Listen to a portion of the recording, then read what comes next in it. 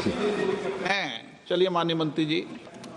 माननीय अध्यक्ष महोदय, हम सबको बहुत डिटेल में जाने का भी आवश्यकता नहीं है। कमेटी के बारे में उसका जिक्र काफी हो चुके हैं, लेकिन मैं इतना कहना चाहता हूं कि जो कमेटी इस बार दोनों सदन लोकसभा राज्यसभा मिला करके ज्वाइंट कमेटी में वक्फ अमेंडमेंट बिल पे जो चर्चा हुई है, आज तक भारत के संसदीय इतिहास में इतना व्यापक रूप से चर्चा, कंसल्टेशन और समय कभी नहीं दिया है। इसलिए मैं जो ज्वाइंट कमेटी में जितने मेंबर्स दोनों सदनों के लोकसभा और राज्यसभा में जो सदस्य उस कमेटी में थे, मेरे तरफ से सरकार की ओर से मैं धन्यवाद देता हूं, अभिनंदन करना चाहता हूं। अध्यक्ष महोदय जी, कुल मिलाकर के 97,27,772 याचिकाएं ऑनलाइन, फिजिकल, मेमोरेंडम के रूप में, रिक्वेस्ट के रूप में और सुझाव के रूप में पूरे तरह से सरकार ने देखा है। वो जेपीसी के माध्यम से हो या डायरेक्ट दिया हो, हमने सब उसको देखा है। इससे बड़ा कभी भी, इससे ज्यादा संख्या में किसी भी बिल के ऊपर में लोगों का याचिकाएं नहीं आया आज तक। कुल मिलाकर के 284 डेलीगेशन ने अलग अलग समुदाय के जो स्टेक होल्डर्स है, उन्होंने कमेटी के सामने में अपने बात को रखा है, सुझाव भी दिया है। 25 स्टेट गवर्नमेंट और यूनियन टेरिटरीज का वक्फ बोर्ड्स ने अपना सबमिशन भी पेश किया गया है। इसके अतिरिक्त कई लीगल लुमिनरीज, विद्वान लोग हैं हमारे समाज में, कम्युनिटी लीडर्स हैं, अलग अलग धार्मिक संस्थाओं का प्रतिनिधि, charitable organisation, civil society, academicians, researchers, policy makers, सब ने इस कमेटी के सामने में पेशकश किया है। उसके साथ साथ मैं कहना चाहता हूं सर, आज जब मैं जो बात रखूंगा आपके सामने में, पिछली बार जब हमने ये प्रस्तुत किए थे बिल को इस सदन में, तब भी मैंने कई बातें बताई थी। आज मैं उसको नहीं दोहराते हुए कुछ बातें मैं जोड़ूंगा, और मुझे अपना बात रखने के बाद सिर्फ उम्मीद ही नहीं, पूरा यकीन है कि जो लोग इस बिल को विरोध कर रहे थे, वो हृदय में भी बदलाव होगा। पॉजिटिव सोच के साथ इस बिल में सब समर्थन करेंगे, ये मैं विश्वास के साथ आप आगे अपना बात रखना चाहता हूं। क्योंकि मैं पॉजिटिव नोट से बात रखना चाहता हूं, तो इसलिए एक मेरे जो मन की बात है मैं कहना चाहता हूं, तो इससे अच्छा संदेश जाए। किसी की बात कोई, अध्यक्ष महोदय, किसी की बात कोई बदगुमा ना समझे, इस जमीन का दर्द कभी आसमान ना समझेगा। ये मैं दिल से कह रहा हूं, क्योंकि अच्छा सोच के साथ, बड़ा दिल के साथ, खुले मन से मैं ये प्रस्ताव आपके सामने में पेश कर रहा हूं। सर, कई लोगों ने अपने अपने तरीके से बातें रखी हैं। किसी ने कहा ये प्रावधान अनकॉन्स्टिट्यूशनल है, गैर संवैधानिक है। किसी ने कहा ये इलीगल है, अनलॉफुल है। सर, ये बिल जो हम लोग जिक्र कर रहे हैं, कोई नया विषय नहीं है। आजादी से पहले ये बिल, जब पहली बार मुसलमान वक्फ वैलिडेटिंग एक्ट पास किया गया था 1913 में, तब से इसका इतिहास शुरू होता है। उससे पहले प्रीवी काउंसिल ने 1894 में इनवैलिडेट किया था वक्फ अल औलाद को। बाद में उसका प्रॉपर लीगल फॉर्म में 1913 के बाद फिर 1923 में द मुसलमान वक्फ एक्ट लाया गया था, जिसमें अकाउंटिंग और ट्रांसपेरेंसी के बारे में ये जोर उसको देते हुए ये एक्ट पास किया गया था। उसके बाद 1930 में द मुसलमान वक्फ वैलिडेटिंग एक्ट लाया गया है, जो रीइंफोर्स करता है legal validity of the family वक्फ। परिवार में जो वक्फ होता है उसको जोड़ देते हुए ये बिल लाया गया है। उसके बाद आजादी के बाद 1954 में 1954 में वक्फ एक्ट पहली बार आजाद भारत का एक्ट बनी और उस समय स्टेट वक्फ बोर्ड का भी प्रावधान उसी 1954 एक्ट में प्रावधान किया गया था। उस समय से लेकर के कई संशोधन के साथ में 1995 में व्यापक रूप से ये वक्फ एक्ट बनी है। तो उस समय किसी ने नहीं कहा कि ये एक्ट अनकॉन्स्टिट्यूशनल है, किसी ने नहीं कहा उस समय ये अनलॉफुल है। आज जब हम उसी बिल को सुधार के ला रहे हैं तब आपको ये अनकॉन्स्टिट्यूशनल अनलॉफुल का ये शब्द इस्तेमाल करने का आपको ये नौबत कैसे आया, ये सोच क्यों आया? अगर आप सच्चे दिल से सोचते और मन साफ होते तो आप तर्क पे जाते। इस संशोधन बिल में जो जो तर्क है आप उसमें बात कीजिए, आप उसको छोड़ के जो कोई लेना देना नहीं है बिल में उसका बात आप लेकर के लोगों को गुमराह करने का बरगलाने का काम जो किया है उसको मैं शुरू में साफ करना चाहता हूं। अध्यक्ष महोदय जी, 1995 में ट्राइब्यूनल का पहला व्यवस्था किया गया है ताकि वक्फ बोर्ड का कोई भी निर्णय किसी को अगर पसंद नहीं है या उसको चैलेंज करना चाहता है तो वक्फ ट्राइब्यूनल वहां आप जा सकते हैं। उसका प्रावधान पहले बार हुए हैं और उस समय यह भी फैसला हुआ कि 5 लाख से ज्यादा आमदनी किसी वक्फ प्रॉपर्टी में है उसके लिए सरकार एग्जीक्यूटिव ऑफिसर्स अपॉइंट किया जाएगा। ये भी 1995 में शुरुआत की है। अध्यक्ष महोदय जी, ये आज एक ट्रिगर पॉइंट क्यों हुआ है? ये अमेंडमेंट बिल लाने का आवश्यकता सबसे ज्यादा शुरुआत कहां से हुई? मैं संक्षेप में बताना चाहता हूं। 2013 में 2014 में हम सब चुनाव में गए और चुनाव में जाने से पहले 2013 में कुछ कदम ऐसे उठाए गए हैं जो आप सुन करके आप सदस्य के रूप में भी और इस देश का नागरिक होने के कारण आपके दिमाग में यह बात जरूर सवाल उठेगा कि ऐसा कदम क्यों उठाया गया है। सर, 2013 में पहला यह बदलाव हुआ कि इस देश में कोई भी आदमी, कोई भी इंसान, चाहे वो हिंदू हो, मुसलमान हो, सिख हो, ईसाई हो, पारसी हो, बौद्ध हो, जैन हो, वक्फ क्रिएट कर सकता है। सबको मालूम है वक्फ एक मुसलमान का अल्लाह के प्रति अपना एक उसका एक पायस चैरिटेबल रिलीजियस पर्पस के लिए वक्फ क्रिएट किया जाता है, लेकिन उसमें डाइल्यूशन करके 2013 में कोई भी वक्फ क्रिएट कर सकता है। यह प्रावधान सबसे पहले उस समय की यूपीए सरकार ने किया है। दूसरा, आपने सारा वक्फ को स्पेसिफिक कर दिया कि शिया बोर्ड में शिया ही रहेंगे, सुन्नी बोर्ड में सिर्फ सुन्नी ही रहेंगे और कोई भी बोर्ड हो सिर्फ उनके लोग ही रहेंगे, बाकी कोई उसमें आ नहीं सकता है। ऐसा आपने प्रावधान किया। तीसरा, 2008, सर आप शांति से सुनने के बाद आप जो भी पूछेंगे हमारा रिप्लाई तो आएंगे ही सर। डिबेट का आखिरी में है, मेरा फिर से रिप्लाई होगा। तो अभी मैं जब शुरुआत में कुछ दृष्टिकोण रख रहा हूं, इसमें कोई हस्तक्षेप ना करे, ध्यान से सुनिए ताकि हमारा डिबेट का स्तर भी ऊंचा रहे और तर्क भी सामने में आ जाए। सर, एक प्रावधान आया सेक्शन 108। उस सेक्शन 108 में यह लिखा गया है कि वक्फ बोर्ड का जो प्रावधान है इस देश में कोई भी मौजूदा कानून के ऊपर में रहेगा, ओवरराइडिंग इफेक्ट रहेगा। ऐसा आपने कानून बनाया है। इस देश में ऐसा कानून कैसे मंजूर कर सकते हैं अध्यक्ष महोदय जी? हर कानून अपना अपना हिसाब से चलता है, लेकिन एक कानून दूसरे कानून के ऊपर में ओवरराइडिंग इफेक्ट होगा, ये कोई भी मान्यता नहीं दे सकता है। उसके बाद सर, मैं कुछ प्रोपोगेंडा साथ में जुड़े हुए हैं उससे पहले जो 2013 में मुझे भी बहुत ताज्जुब हुआ कि ये पास कैसे जबरदस्ती करवाया है। 2013 में वक्फ पे यूजर जो आपने प्रावधान डाला, उसके बाद 1970 से केस चल रहा था दिल्ली के अंदर में।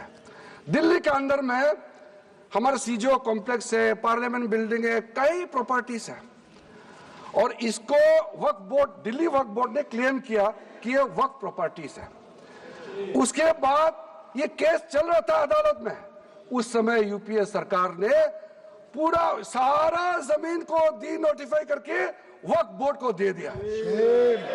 123 प्रॉपर्टी। अगर आज हम ये संशोधन लेके नहीं आते तो जिस सदन में हम बैठे हैं, ये पार्लियामेंट बिल्डिंग, इसको भी क्लेम किया जा रहा था। एयरपोर्ट, बसंत विहार, और अगर नरेंद्र मोदी जी का सरकार नहीं आते, अगर यूपीए का सरकार कंटिन्यू रहता, तो क्या क्या बिल्डिंग को डी नोटिफाई किया जाना था। 123 प्रॉपर्टी को तो डी नोटिफाई किया। मैं रिकॉर्ड में कह रहा हूं, अपने मन से कुछ नहीं कह रहा हूं, मैं ऑफिशियल रिकॉर्ड का बात बता रहा हूं। अध्यक्ष महोदय, आप काहे को उछल रहे हो? मैं अपने से थोड़ी बोल रहा हूं, जो हकीकत बात को बता रहा हूं। आप आराम से बैठ के सुनिए। आपके दल को और आपको सबको बोलने का मौका मिलेगा। माननीय मंत्री जी,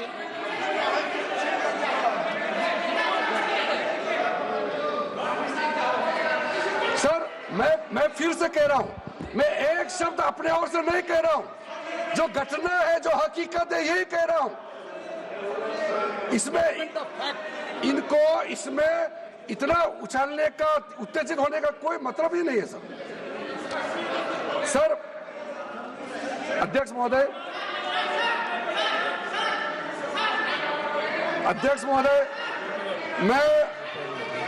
मैं आपके माध्यम से सदन को कहना चाहता हूं कि जो संवैधानिक बात उठा करके लोगों को गुमराह करने का जो प्रयास किया जा रहा है, उसको भी देश के सामने में सही बात रखना बहुत ही जरूरी है।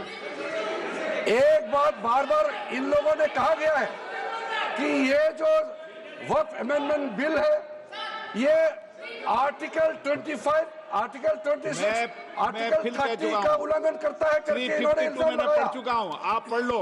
कभी भी डिबेट के बीच में पॉइंट ऑफ ऑर्डर नहीं होता है। व्यवस्था दे दी है, उठाना कभी। माननीय मंत्री जी बोलिए। अध्यक्ष महोदय, दूसरा विषय इन्होंने समानता का बात उठाया।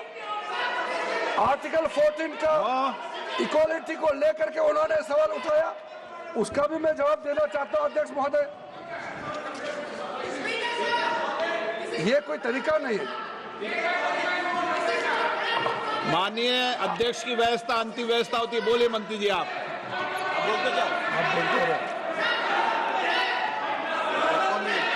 अध्यक्ष महोदय, क्योंकि मेरा कान खुला हुआ है तो ये डिस्टर्ब हो रहा है मुझे। मैं अभी ये पेन की बात करता हूं। अध्यक्ष महोदय, ये वक्फ बोर्ड का जो काम है, ये बेसिकली वक्फ प्रॉपर्टी को जो संभालने वाले मुतावली और जो वक्फ प्रॉपर्टी को व्यवस्था करते हैं, उसको संचालित करने के लिए ये गवर्नेंस का, सुपरविजन का एक प्रावधान है। किसी भी तरीके से वक्फ बोर्ड वक्फ प्रॉपर्टी को मैनेज नहीं करता है। वक्फ बोर्ड वक्फ प्रॉपर्टी मैनेजमेंट में हस्तक्षेप नहीं करता है। अब साफ साफ सुन लीजिए,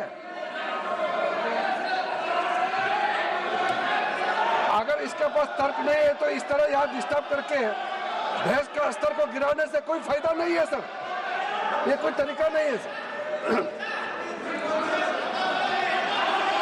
बोलते जाओ सर। वक्फ बोर्ड का क्रिएट करना, एक जो वाकिफ होता है, जो अपना विलिंगली वक्फ क्रिएट करता मैंने है। व्यवस्था दे दी है। आप जब समय हो तो बोले नो, प्लीज बैठिए। ये तरीका ठीक नहीं है आपका। बैठिए आप। नो, बैठिए। माननीय मंत्री जी, सूची है 2013 की प्रॉपर्टी निकाल बताना सूची मंगा के देते कहते भी।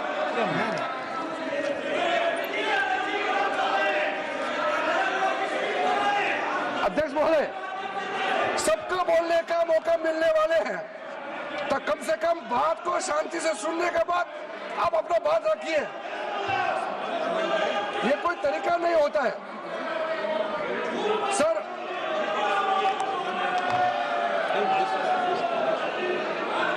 अध्यक्ष महोदय, ये जो उन्होंने गुमराह करने का कोशिश किया गया है, ये मैं कुछ केसेस आपको बताना चाहता हूं। सर आप देखिए आर्टिकल 25(1) क्या कहता है, संविधान का अनुच्छेद आर्टिकल 25(1) कहता है, subject to public order, morality and health, and to the other provisions of this part, all the persons are equally entitled to freedom of conscience and the right freely to profess, practice and propagate religion. Sir, government किसी भी धार्मिक व्यवस्था को, किसी भी religious institution, कोई धार्मिक काम में हस्तक्षेप करने नहीं जा रहा है, ना ही वक्फ बोर्ड किसी धार्मिक स्थल का व्यवस्था में कोई भी तरीके से हाथ डालने का प्रावधान है, बिल्कुल नहीं है। सर आप अगर हम कोई नमाज, सर ये क्या झूठ बोल रहे हैं, ये कॉन्स्टिट्यूशन, हम कॉन्स्टिट्यूशन का प्रावधान पढ़ रहे हैं फिर भी झूठ बोल रहे हैं, ये कॉन्स्टिट्यूशन को नहीं मानते हैं। सर किसी मस्जिद का मैनेजमेंट को हम हस्तक्षेप करने का कोई इसमें प्रावधान नहीं लिया जा रहा है। एक मिनट माननीय सदस्य, आप भारत की संसद में बैठे हो, गरिमा मर्यादा बनाए रखो, बैठे बैठे टिप्पणी मत करो। हाँ, आपको जब मौका मिलेगा आप अपनी बात कहना, बैठे बैठे टिप्पणी नहीं कर सकते, ये संसद की मर्यादा नहीं है, ऐसे नहीं चलेगा सदन। सदन व्यवस्था नियम से चलेगा। किसी भी व्यक्ति को बैठे बैठे कोई भी सदस्य जो बोल रहा हो उसके बीच में टिप्पणी करने का अधिकार नहीं है। माननीय मंत्री जी। अध्यक्ष महोदय जी,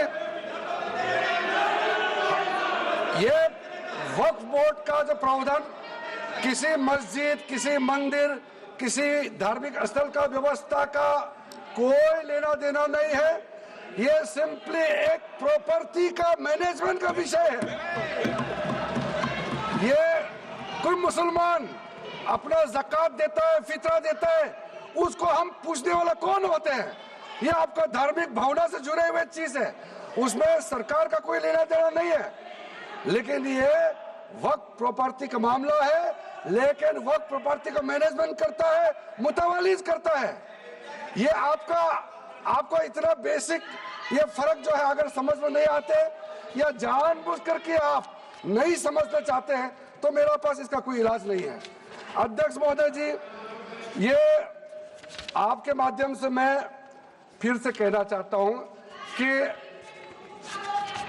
ये सर क्या ये ऐसा बहस नहीं होता है जी। आप लोग का तर्क रखने का समय में बोलिए, ये बीच में कमेंट पास करने से सर हमारा पॉइंट का फ्लो भी बिगड़ता है और आवाज भी ठीक नहीं हो, अब आवाज भी ठीक से नहीं जाएगा। आप क्या चीज को जवाब देंगे? सर इसमें मैं कई ऐसे केसेस है जिसको मैं रेफर कर सकता हूं, लेकिन सदन में 3 केसेस का मैं रेफर करूंगा तो दूध का दूध पानी का पानी हो जाएगा कि ये धार्मिक व्यवस्था से कोई लेना देना नहीं है। आपको मैं पहला एग्जांपल देना चाहता हूं, सैयद फजल पकुया तंगल वर्सेस यूनियन ऑफ इंडिया। इसमें क्या केरला हाईकोर्ट का फैसला है। केरला हाईकोर्ट ने कहा the Waqf board is a statutory body, pure and simple, it is not a representative body of the Muslim community. यह हाईकोर्ट का ऑर्डर है।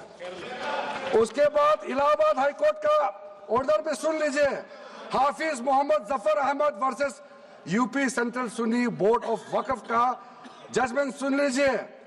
A mutawalli's right is purely a right of management of the property and is not a proprietary right. The duties of a mutawalli are purely of a secular character. His duties are not of a religious character. इतना clear cut ruling है।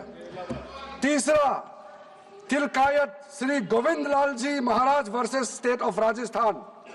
इसमें high court ने क्या कहा, supreme court ने क्या कहा, right to manage the properties of the temple.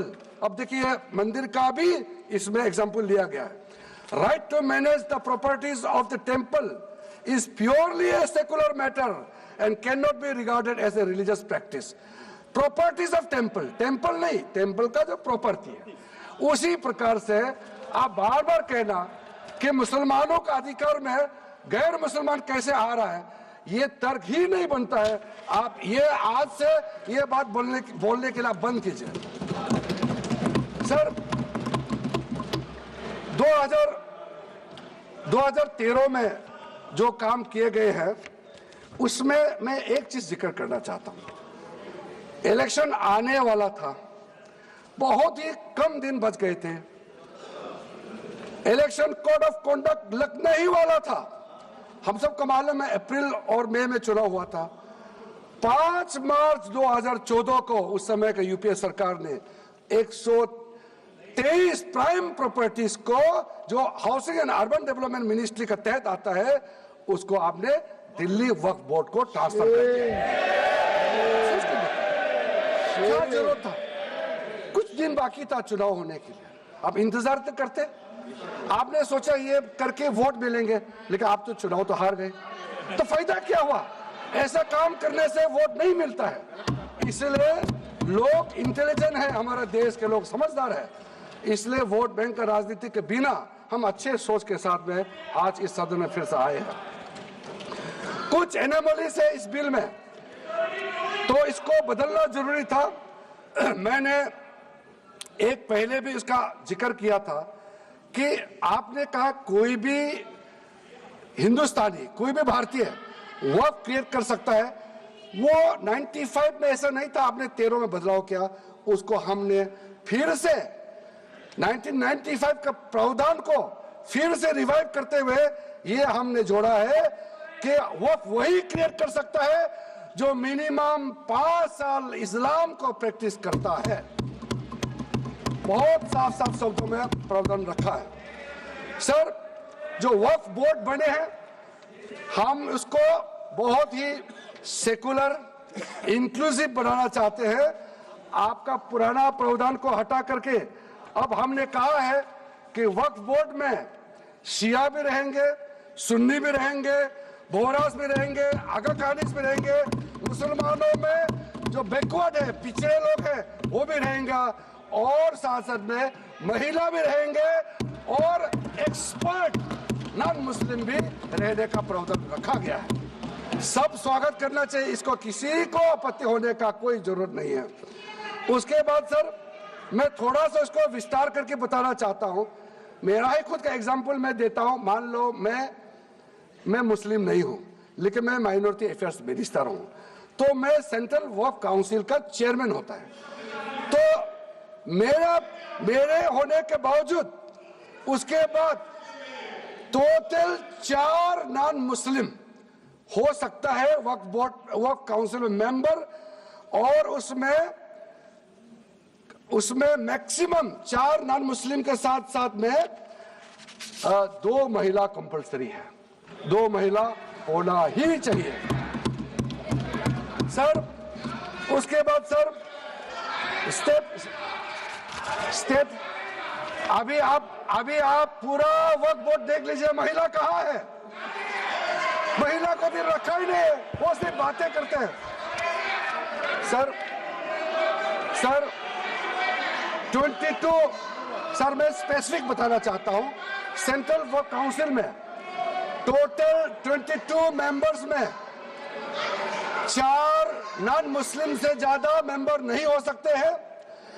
Ex officio के पद को मिला करके 3 मेंबर ऑफ पार्लियामेंट होगा। मेंबर ऑफ पार्लियामेंट तो किसी धर्म का हो सकता है। जब इलेक्शन करते हैं तो कोई भी धर्म का मेंबर ऑफ पार्लियामेंट या एमएलए बन सकते हैं। सर 10 मेंबर मुस्लिम कम्युनिटी से होगा, 2 फॉर्मर जजेस होंगे सुप्रीम कोर्ट और हाई कोर्ट के, 1 advocate of national eminence member रहेंगे, 4 persons of national eminence from various field, ये तो कई कमिटियों ने इसको सिफारिश किया है, और एडिशनल सेक्रेटरी या joint secretary to the government of India उसमें रहेंगे। आउट ऑफ 10 मुस्लिम मेंबर्स 2 महिला अनिवार्य है, ये हमने प्रावधान रखा है। और स्टेट बोर्ड में आउट ऑफ 11 मेंबर्स 3 से ज्यादा नॉन मुस्लिम नहीं हो सकता है। एक ऑफिसर को मिलाकर के 1 chairperson, 1 MP, 1 MLA, 4 members from Muslim community, 2 members with professional experience, 1 member of Bar Council and Joint Secretary to the state government dealing with work matters. Out of 4 Muslim members, 2 shall be women. ये हमने रखा है ताकि हमारे बहनों को किसी तरीके से दरकिनार नहीं कर सके। वक्फ एक्ट सर, हमने जो नया प्रावधान रखा है उसमें जितना भी जो आर्बिट्रेरी प्रोविजन जो जरूरी नहीं था उसको हमने सामान्य रूप से देश में और जितना कानून है उसको मिलाते हुए मुख्य रूप से ट्रांसपेरेंसी इन वर्क मैनेजमेंट, सर्वे को अपडेट करने के लिए जो पहले इनसफिशिएंट प्रोविजन था इसमें वक्फ लैंड रिकॉर्ड्स वगैरह में महिलाओं का इनहेरिटेंस राइट्स, बच्चों का राइट, और साथ साथ में कई हजारों केसेस पेंडिंग है ट्राइब्यूनल और कोर्ट्स में, उसको सेटल करने के लिए जो आज लगभग 10,000 से भी ज्यादा केसेस जो पेंडिंग था और कुछ सालों के अंदर में 13 से 30,000 तक 30,000 केसेस पेंडिंग हो चुके हैं, उसको सरलता से सुलह करने के लिए हमने रास्ता खोजा है। एक चीज बार बार आप लोग कहते हैं, हमारे पक्ष के लोग हो या उस साइड के पक्ष के लोग हो या जो सदन से बाहर है, वो एक वक्तव्य देते रहते हैं, मैं उसको सुधारना चाहता हूं। ये कहते हैं कि हमारा देश में लैंड बैंक जो है वक्फ बोर्ड के पास 3rd लार्जेस्ट है। पहला रेलवे, इंडियन रेलवे, फिर इंडियन आर्मी मतलब इंडियन डिफेंस का, और फिर कहता है वक्फ बोर्ड के पास जमीन है।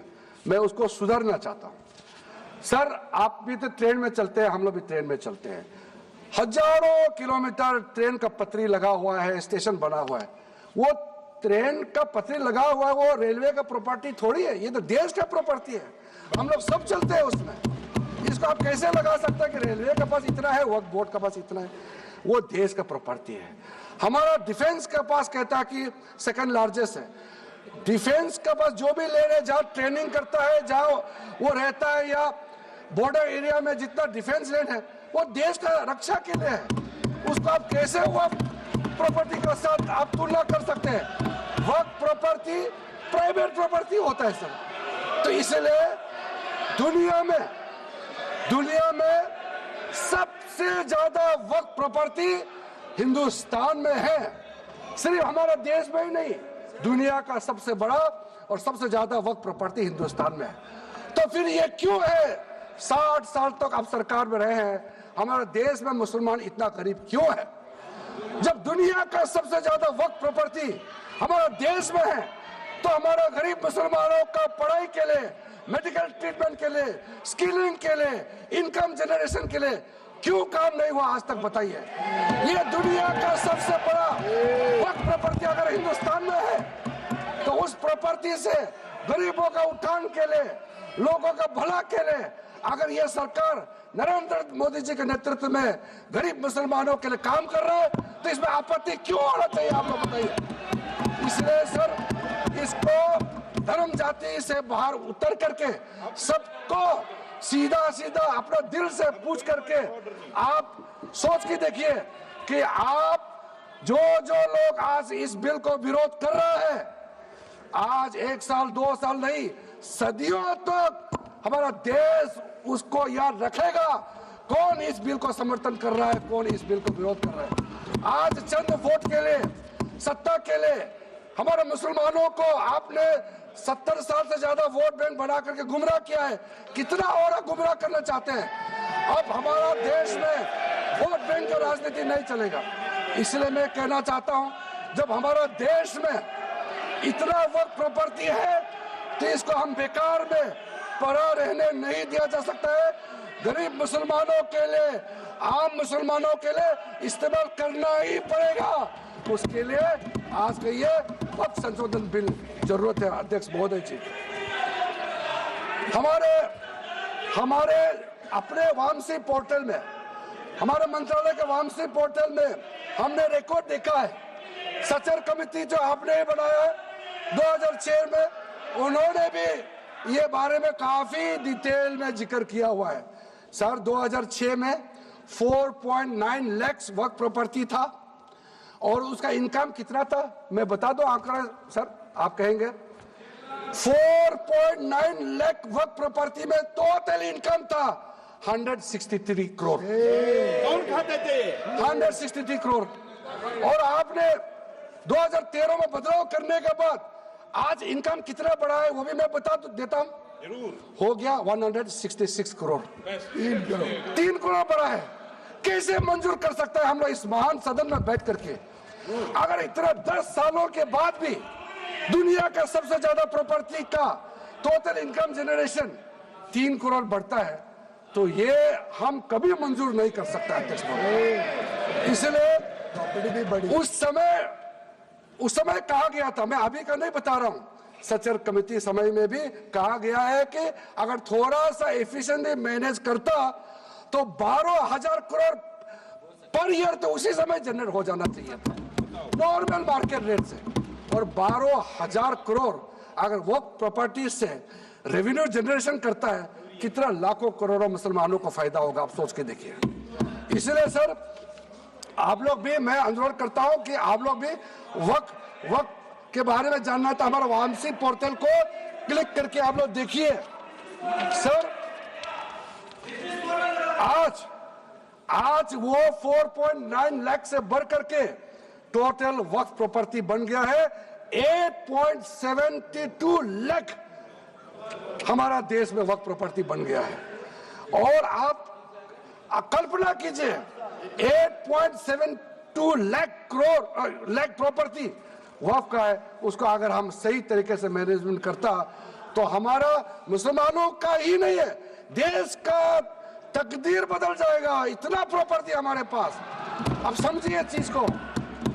सर मैंने अभी कई राज्यों का दौरा किया अध्यक्ष महोदय, मैंने कई राज्यों का दौरा किया। मैं एक एग्जांपल आपको जरूर देना चाहूंगा।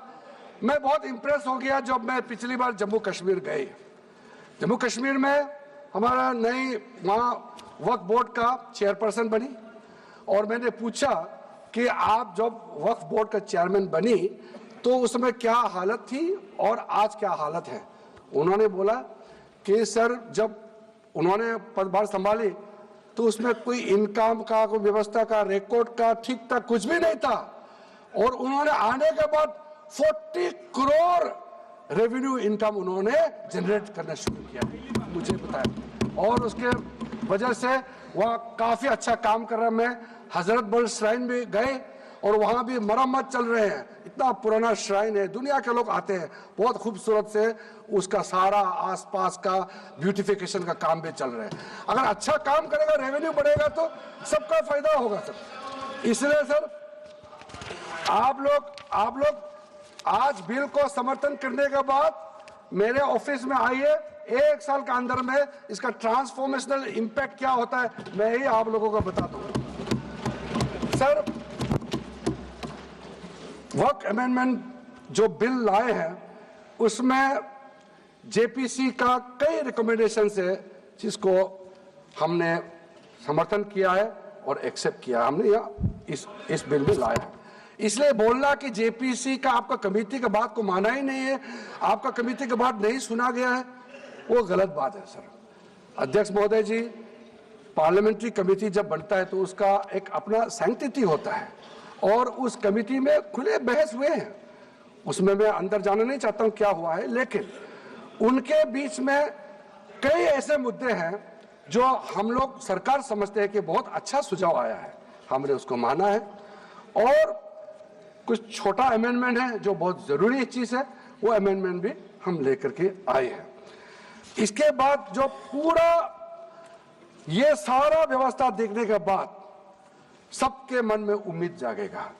उम्मीद इसलिए जागेगा कि एक नए सवेरा आने वाला है, इसलिए नए एक्ट का नाम भी उम्मीद हो गया है। तो उम्मीद क्यों हुआ है सर, मैं आपको बताना चाहता हूं। ये जो unified Waqf management, empowerment, efficiency and development, full form उम्मीद है, इसका रखने का पीछे कारण है सर। ये उम्मीद क्यों है?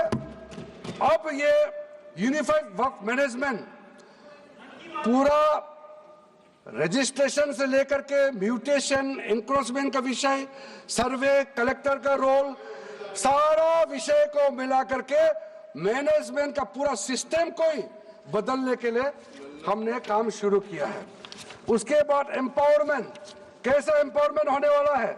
मैंने पहले भी जिक्र किया, मुसलमानों में भी जो शियास हैं, सुन्नीस हैं, बोरास, आकाकानीस, पसमानदा मुस्लिम्स है जिसको बैकवर्ड माना जाता है, और विशेष करके महिलाएं और बच्चों के लिए जो हमने प्रावधान रखा है, तो ये मुसलमान का कम्युनिटी के अंदर में इतना जोरदार स्वागत हो रहा है।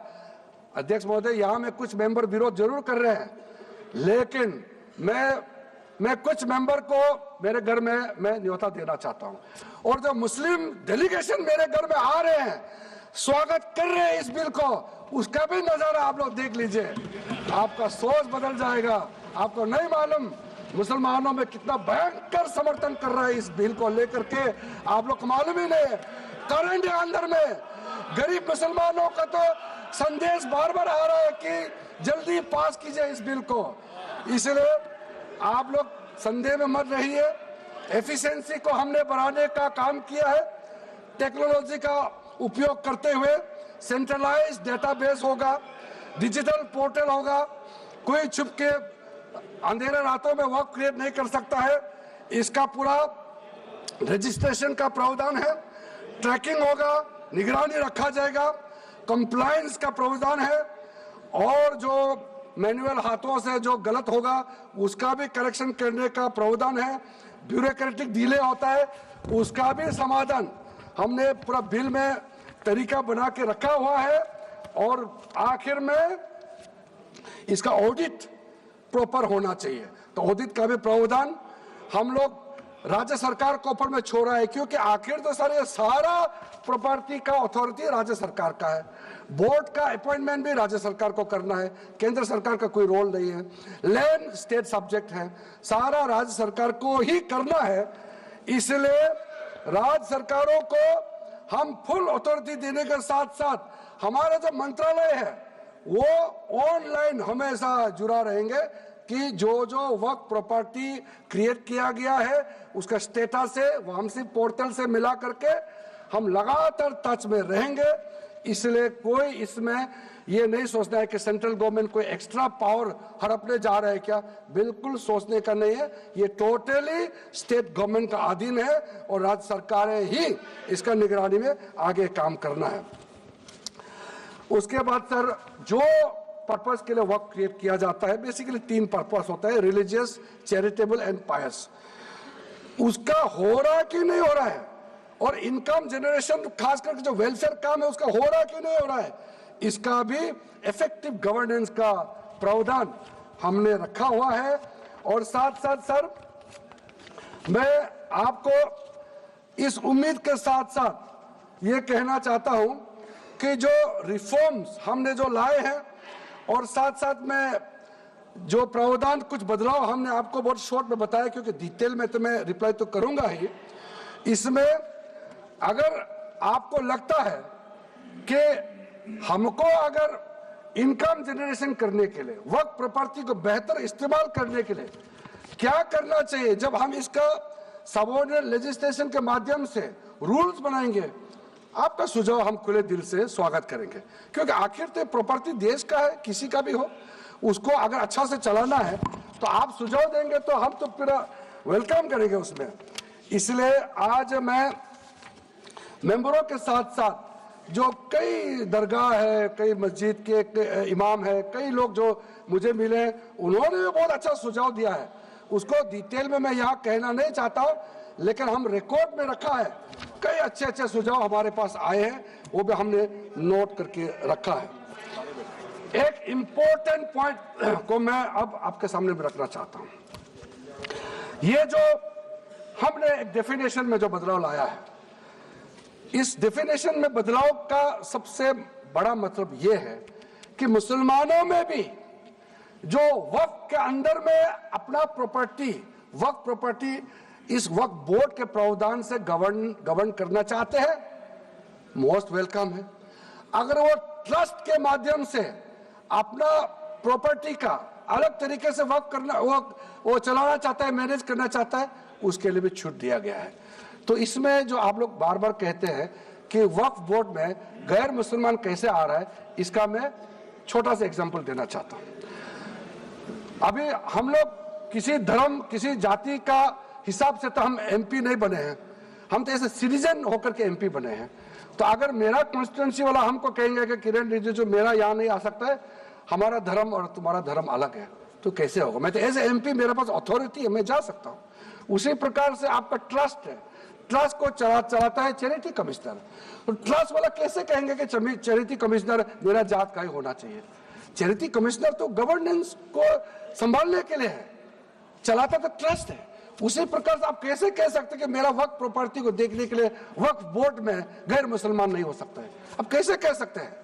ये तर्क आप थोड़ा गहराई से सोचिए, क्योंकि ये बार बार कहा गया है, मैं नाम नहीं लूंगा, वो बाद में तो बोलेंगे हमारे कुछ लोग हैं कि मुस्लिम का अफेयर्स में नॉन मुस्लिम क्यों आ रहा है।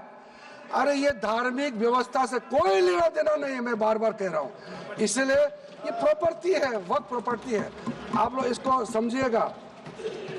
उसके बाद सर, ये जो हमने जो 2013 के बाद कुछ बदलाव जो किए हैं, वक्फ बाय यूजर में कुछ लोग ने शंकाएं व्यक्त किया है, कह रहा कि वक्फ बाय यूजर हटाने के बाद अब सरकार जो है मस्जिदें छीन लेंगे, दरगाह छीन लेंगे, मुसलमानों का प्रॉपर्टी छीन लेंगे, ऐसे बोलते हुए मैंने सुना है। इस तरह का कई जगह में बोला है। मैं इसमें साफ साफ कहना चाहता हूं, हम लोग सब हर किसी ना किसी राज्य से आते हैं।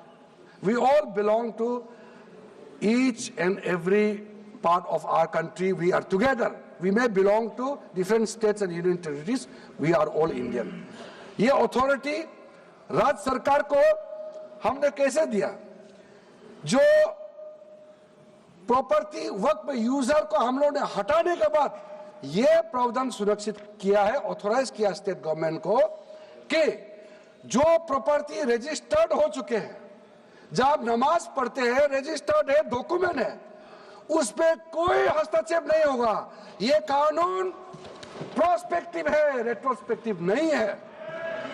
ये आप लोग बहुत क्लियर से सुन लीजिए, ये किसी का जमीन छीनने का कानून नहीं है। ये किसी का राइट, किसी का हनन करके उसका प्रॉपर्टी को हड़पने का नहीं है। राज्य सरकारों को अधिकार दिया गया है कि जो ऑलरेडी रजिस्टर्ड है उसका तो कोई डिस्प्यूट नहीं है, लेकिन जो डिस्प्यूटेड है, जो कोर्ट में पेंडिंग है, उसको हम यहाँ कानून बना के कैसे हटा सकते हैं? कोर्ट का पावर को तो हम ले नहीं सकते सर। इसलिए यहाँ बार बार ये लोग माइक बजा बजा करके झूठ 100 बार भी बोलो, कुछ होने वाला नहीं है। सिटीजनशिप अमेंडमेंट बिल जब लाया गया था, वही लोग हैं जिन्होंने कहा था कि सिटीजनशिप अमेंडमेंट बिल पास होकर एक्ट बन जाएगा तो मुसलमानों का हक छिन जाएगा, उनका नागरिकता खत्म हो जाएगा। आज सीए लागू हो गया, बताइए किसी मुसलमान का अधिकार छीना है? किसी मुसलमान का नागरिकता छीना है? बताइए, क्या आप माफी मांगेंगे? आपने देश भर में घूम घूम कर झूठे बातें फैलाया, आज आप साबित हो गया कि आपने झूठ बोला था, लेकिन आज आप माफी मांगने का भी हिम्मत नहीं रखते हैं। जिगर थाम के आप लोग सुनिए, ये आप आज दोबारा आप मिसलीड करेंगे, गलत बातें करेंगे तो फिर मुंह खाना पड़ेगा आपको। फिर कोई और बिल लेके आएंगे, फिर मैं आपका पर्दाफाश करेंगे फिर से। इसीलिए सर हम लोग तर्क पे जाइए, पॉइंट पे जाइए। इसलिए दूसरा, महिलाओं के लिए अध्यक्ष महोदय जी, क्योंकि फैमिली में पुरुष महिला सब होते हैं, तो इसमें हमने एक सिंपल प्रावधान रखा है कि एक कोई भी मुसलमान जब वर्क क्रिएट करता है, सबसे पहले उस परिवार में जो महिला का अधिकार है उसको सुरक्षित करके ही आप वर्क क्रिएट कर सकते हैं। नहीं तो पहले ऐसा होता था, वर्क क्रिएट कर दिया, आपका बच्चों का अधिकार खत्म हो गया, महिला का अधिकार खत्म हो गया। आप वर्क उसी प्रॉपर्टी को क्रिएट कर सकते हैं जो आपका हकदार है, जो आपका 100% हिस्सा है, उसी को ही आप वर्क क्रिएट कर सकता है। बच्चों का और महिला का अधिकार नहीं छीन सकता है। ये बहुत बड़ा रिफॉर्म है। मुसलमानों में अगर वो चाहते हैं कि महिला आगे ना बढ़े तो ये लोग इसको विरोध करेंगे, लेकिन जो थोड़ा प्रोग्रेसिव सोचने वाले, जो थोड़ा बारीकी से अगर सोचेंगे तो कितना गलत बात है कि समाज में महिलाओं को दबाने का काम करते हैं और यहाँ जोर जोर से बोलते हैं। अध्यक्ष महोदय जी, सारा मैनेजमेंट जो सरकार का जमीन या प्राइवेट का जो जमीन है, इसका कलेक्टर को इन्होंने कमेटी के माध्यम से सुझाव किया है कि हर चीज कलेक्टर को क्यों ऑथराइज किया गया है। तो कमेटी के बात को माना है कि कलेक्टर से ऊपर कोई भी अधिकारी, कलेक्टर से ऊपर जो अधिकारी है वो देखेंगे सरकारी जमीन और कोई डिस्प्यूट है वक्फ बोर्ड के साथ या किसी मुतावली के साथ डिस्प्यूट है, उसका जांच कलेक्टर के ऊपर अधिकारी करेंगे। ये कमेटी ने सुझाव दिया था और उसी को मान करके आज इस सदन में पेश किया जा रहा है। एक महत्वपूर्ण सुझाव हम लेके आ रहे हैं, अमेंडमेंट लेके आ रहे हैं, इसमें मैं मानता हूं कोई विरोध नहीं करेगा। ये इसमें शुरू में छूट गया था, मैं सर खुले दिल से आपको कहना चाहता हूं, लेकिन बहुत सोच समझ के साथ ये प्रावधान अमेंडमेंट हम लेके आ रहे हैं कि जब आप वक्फ प्रॉपर्टी क्रिएट करेंगे तो ऐसा नहीं होना चाहिए कि आप ट्राइबल एरिया में जाकर के आदिवासी का जमीन को आप वक्फ क्रिएट कर दें, ये नहीं होना चाहिए। इसलिए हमारे देश के आदिवासियों का संरक्षण को ध्यान में रखते हुए शेड्यूल 5 और शेड्यूल 6 में आप वक्फ प्रॉपर्टी क्रिएट नहीं कर सकते हैं। ये एक महत्वपूर्ण अमेंडमेंट लेकर आया है। डिटेल में अब आगे अध्यक्ष महोदय आपको मैं बताऊंगा वक्फ ट्राइब्यूनल के बारे में। सर मैं संक्षेप में, अभी फ्लोर खुलने वाले हैं, मैं आपके हाथ फ्लोर छोड़ने वाले हैं, तो मेरा जो वाइंड अप को आप ध्यान से सुन लीजिए। जो ट्राइब्यूनल है, ट्राइब्यूनल में 2 मेंबर का हमने प्रस्ताव रखा था, तो कमेटी ने कहा कि 2 मेंबर ठीक नहीं है, इसमें 3 मेंबर